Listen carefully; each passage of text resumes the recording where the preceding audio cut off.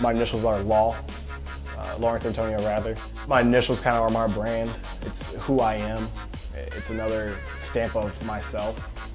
But I think that's, besides that one and maybe two others, I usually get tattoos for someone else or for some other reason, not really a personal reason for myself, I guess you could say. I got a saying that I wanted to get when I was in high school. For my senior year as my graduation present that I went from my dad. And it says, "I am what I am," going downwards. And then in a scroll at the bottom of it says, "By the grace of God, I am what I am. His grace towards me is not in vain. On the contrary, I work harder than any of them." And the way I set it up, it kind of makes an exclamation mark.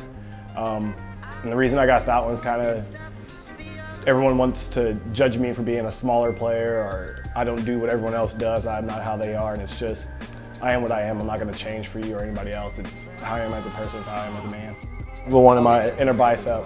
That's the most recent one. I got that one about a month and a half ago. And that one kind of is just a saying that my dad would always tell me. It's a serenity prayer. God grant me the strength to accept things I cannot change, the courage to change things I can, and the wisdom to know the difference. And that's kind of just how you should live life. You can't control anything, what goes on in life. It's there. You only can control what you have possession or able to manipulate and control, and if you can't really control it, then it's just, you deal with it. And if you don't know which one it is, you gotta kind of figure it out. It's kind of hard to know. And the reason I got the cross first is it resembles for my grandmother, grandfather, and 14-year-old cousin that all passed within a month and a half of each other, my freshman year of college. My 14-year-old cousin passed with an enlarged heart playing volleyball. It was his first year ever playing a sport. And then my grandfather passed of diabetes and other things, and then grandmother about the same thing.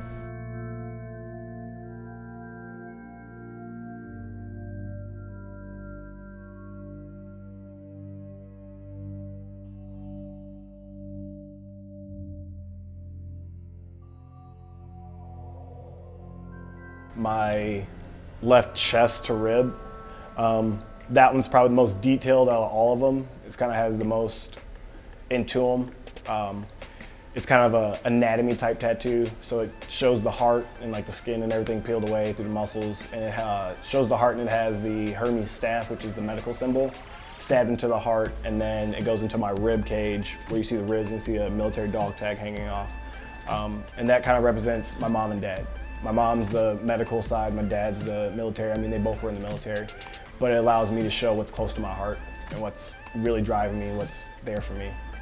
My dad kind of glanced at it. He didn't really say much about it. I mean, his comment when I was at home, which is funny, I was going to shower and I just had my shirt off. He was like, "Dang, how many tattoos you got?" And I was like, 5, and just like kept walking into the shower like it was no big deal. It's like he hasn't fully seen like everything and been able to look at it like in depth, but they know.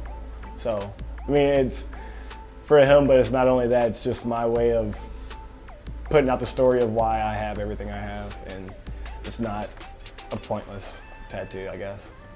I kind of think of it as my way of telling someone else's story still. And if someone sees my shirt, like, "Oh, that's a cool tattoo," what does it mean? It allows me to tell a story of my 14-year-old cousin, or my mom and dad, or just what I've been through in my life in different chapters. I feel it's a milestone that allows me to carry on for what I want to say about that time.